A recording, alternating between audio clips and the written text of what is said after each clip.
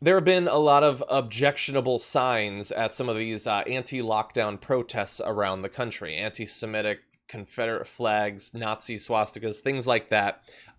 One has stood out that you might have seen gone viral the past few days, and it's this one. A woman holding a sign in Humboldt County, California saying, "Muzzles are for dogs and slaves. I am a free human being." Mm. With a picture there of a slave. She has been found out and identified and has received a lot of negative pushback. Organizations that she'd been involved with have said that they have no ties with her or anything like that. Now, she does have a statement. I want to give you the statement and then we'll respond. She said, "Holding that sign up at the lockdown protest was a grave mistake, and I ask forgiveness from all those who I have caused pain. As I had no sign of my own, it was handed to me by another protester, and a photographer took the picture before I considered the racist implications. My intent was to take a stand for the freedom of all human persons, and I mistakenly held a sign that conveyed the opposite. Please know that I respect the dignity of all people, and I sincerely regret any suffering it had caused." Thoughts? Okay, you show up to a rally or an anti-quarantine or anti-stay-at-home rally, whatever it is they're trying to protest.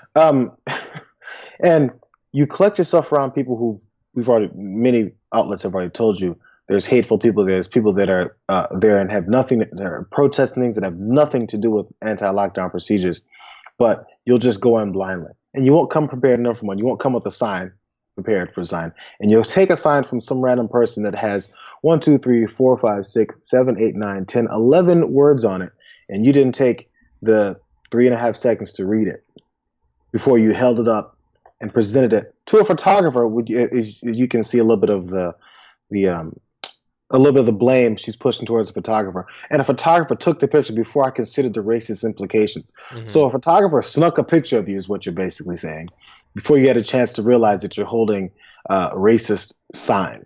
Mm-hmm. Okay. My next question to you, random lady, Gretha, are you going to go back? Do you still support these people? Do you still support people that are giving you racist signs? Or did you actually pick up the sign, read it, and go, "Oh, this is fun. This will really punch it home," and hold it up, and then after you found out, decide to say that you didn't have anything to do with it? Just one. We'll have to see. Yeah, look, if I were this person, my argument would probably not be, no, what happened was a person thrust it into my hands and instantaneously a photo was taken, because that seems a little bit unlikely. I would say, so here, let me bring up the sign. So what I was saying was slaves were muzzled, and that's awful, and so we shouldn't do that. Now, that would be insane, because to compare wearing a mask for a limited period of time to save people's lives to being muzzled would be insane. But at least then you could argue that you were saying people shouldn't have been enslaved. This seems to take an oddly passive stance on human slavery, which is weird. I want to give you the facts, by the way, on who this individual that's being co-opted into this is. The sign featured an image of Escrava Anastacia, Anastasia the Enslaved, a female slave thought to be of African descent who lived in Brazil during the 19th century and is an unofficial saint in that country. She's always depicted in a face mask and collar.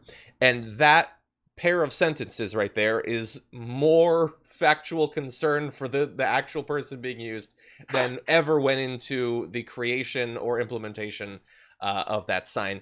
And the thing is, like, it's the individual isn't even the issue to me. This Gretha, I'm never going to think about this person again in my life. But isn't it weird that at these protests that are supposedly about liberty and freedom, signs like this show up and they have swastikas and they say, "No, I have the swastika because I'm saying that you're a Nazi. I'm not just desperate to hold a swastika sign." Or like in Ohio, it was confirmed that someone had a sign that had like a stereotypical image of a Jewish individual as a rat, and it says "the real problem." Mm-hmm. Why do these things keep popping up? Why is that? Seems weird, since it has nothing to do with racism or anti-Semitism or anything like that. It's just about liberties, that it seems to bring out all these people who really hate a lot of groups.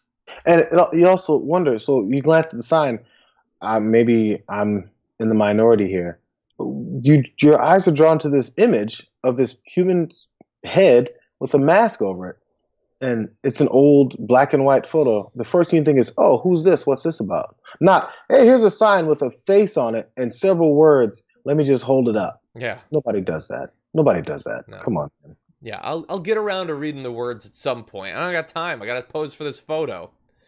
Yeah. What are you holding up for if you don't want to be seen? It's the let me bring back the actual image, because the way it's being held, that's not how you would hold that sign. That's how you present that sign to a photographer. And another woman did as well. It wasn't just her, and she says it wasn't her sign. Another woman was happily smiling into a camera with that sign. Again, it's like we need. This movement is not nearly as large as it wants you to believe, and I understand that by covering it, we make it seem bigger. I get that. That's why I try to acknowledge that it's not big, and we talk about the actual polls. But also, we should understand the nature of it. It's not to say that everybody thinks these things, but it is weird that people who do think these things find this movement so appealing. Maybe something to consider before going to one of these protests. Maybe. If you we're going to think for a couple seconds before you do anything, but that's never been a hallmark of folks like this.